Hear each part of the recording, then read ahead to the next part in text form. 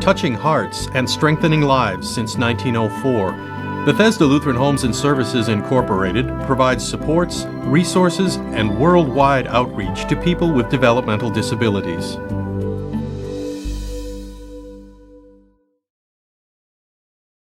For most of us, communication is something we take for granted.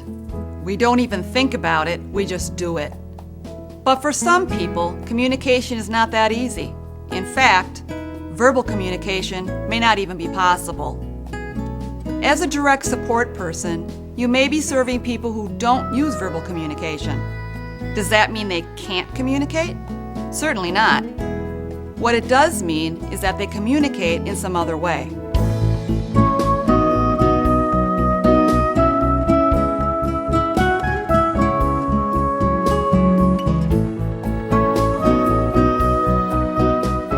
One way that some people communicate is with behavior. Imagine for a minute how you would respond if you were hungry or thirsty but couldn't tell someone about your need. Would you use behavior to communicate it? Maybe you would cry or hit someone. For some people, this barrier to communication may be helped with tools or devices to assist with communication. Should we go to day services after we're done here? Yes. All right, then we can do that. The tools available to a person may depend upon the ability of the person. For example, if someone can't read, they may be limited to pictures to communicate, because writing or typing words into a communication system wouldn't be possible. Before we go any further, let me clarify what I mean when I use the term nonverbal.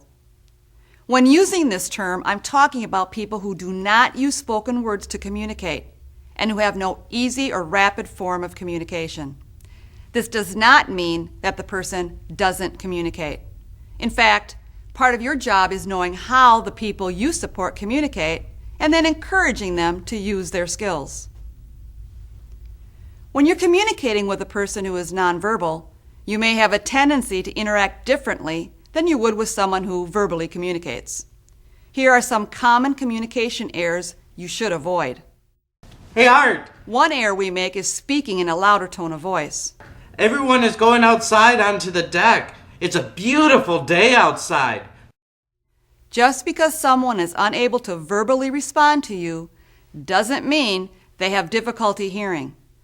Talking louder will not produce a response. In fact, by talking louder, you may startle the person and make them less likely to attempt to communicate with you. Mary, please go get your sweater. Another way we attempt to produce a response is by talking slower. In some cases, this may actually have merit. If, for example, the person you are speaking with needs time to think in order to process and comprehend what you are saying, slowing down may help.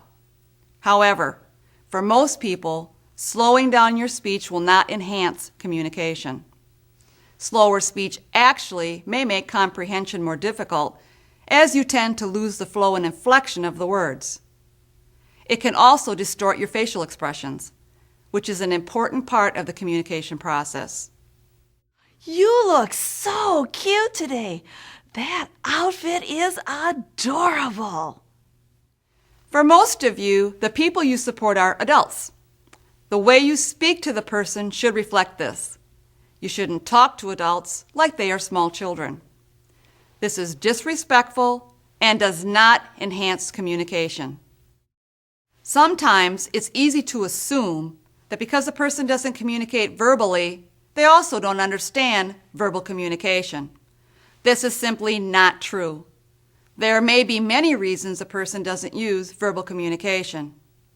Maybe they have physical limitations that prevent them from speaking, but they understand what they are hearing. Even if the person doesn't understand your verbal communication, you are displaying respect for the person when you talk with them. They also may understand some general ideas from you. For example, do you sound angry or relaxed? Don't forget that the tone of your words is also communication. Now let's observe how the tone of a person's voice can significantly change the meaning of what is said. You did a great job on that project. You did a great job on that project.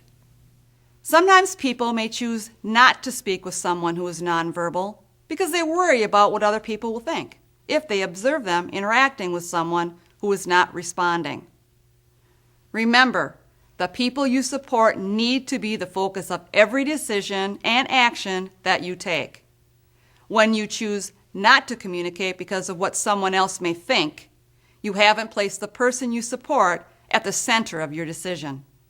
Instead, you and your feelings have become more important.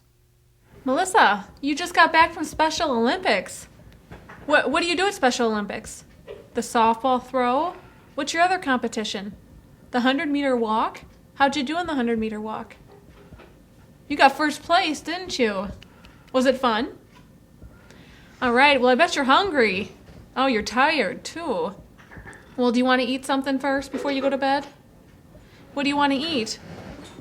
Oh, you want something to drink? When communicating with someone who is nonverbal, there are some assumptions you should always make about the interaction. First, always assume the person can understand what you are saying.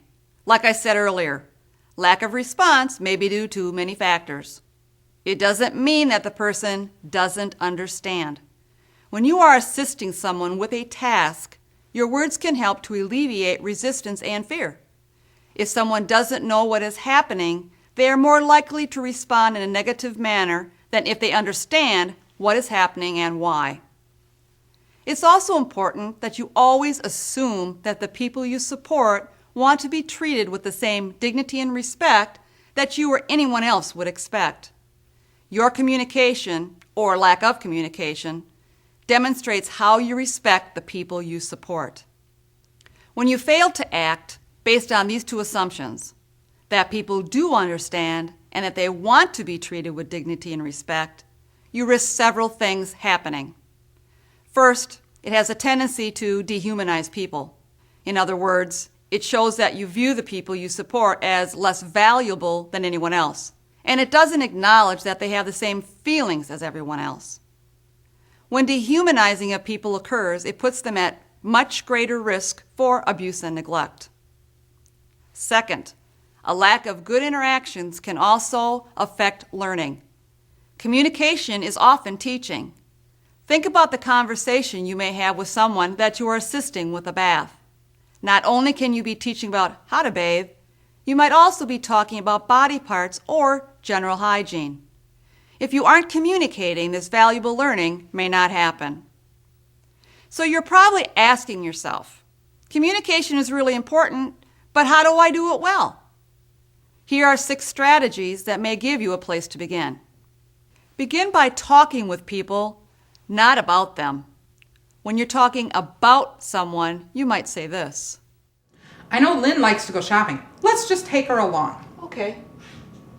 When you are talking to someone, it would sound like this. Lynn, some of us are going shopping for camp. Would you like to come along?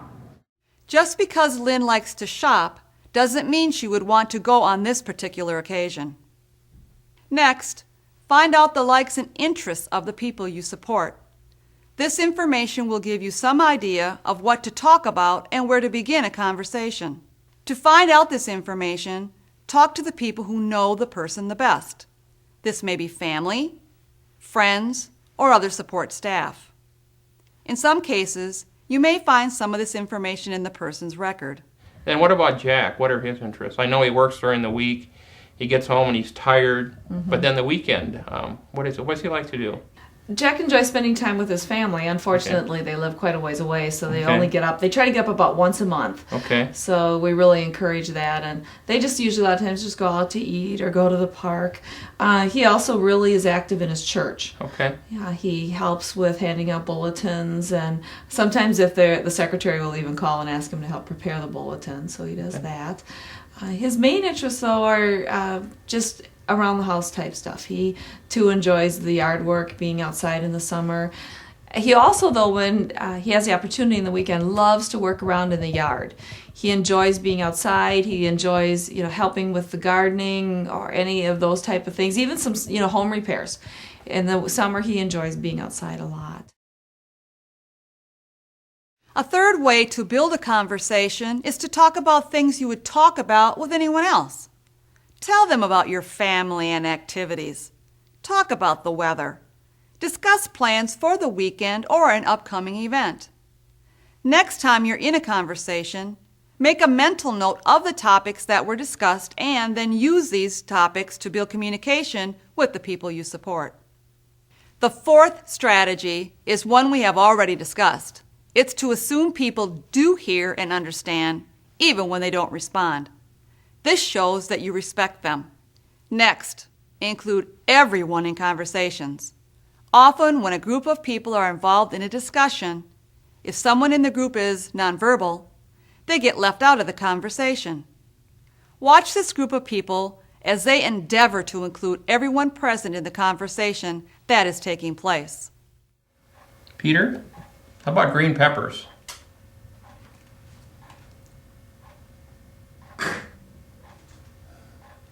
You think not? I'm not. You don't want any green peppers? Okay, no green peppers. How about some croutons for the salad, Peter? A little bit of bread on top? Yeah, croutons. Okay. Did you notice how people used eye contact when speaking to Peter and how they addressed him by name? These are just two simple things you can do to bring someone into a discussion. The last strategy is to speak in gentle, pleasing tones.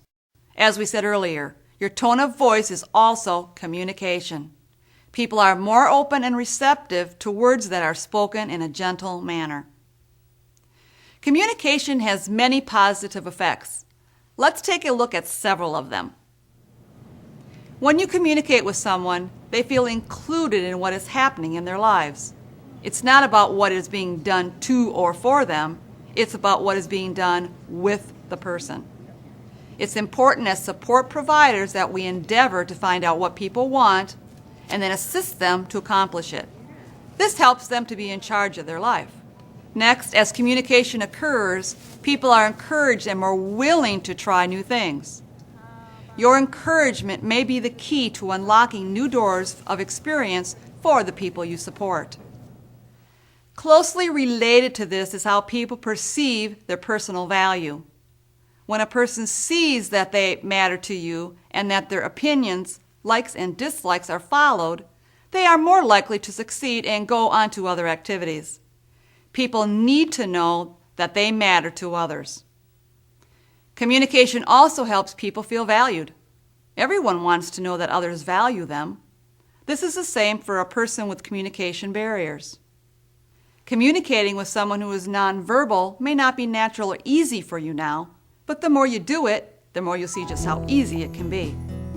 After you make an effort to communicate with people who are nonverbal and to understand the other words they use to communicate with you, you will begin to see the positive results that this can have in their lives. Before you realize it, communication with the people you serve will be a natural part of what you do.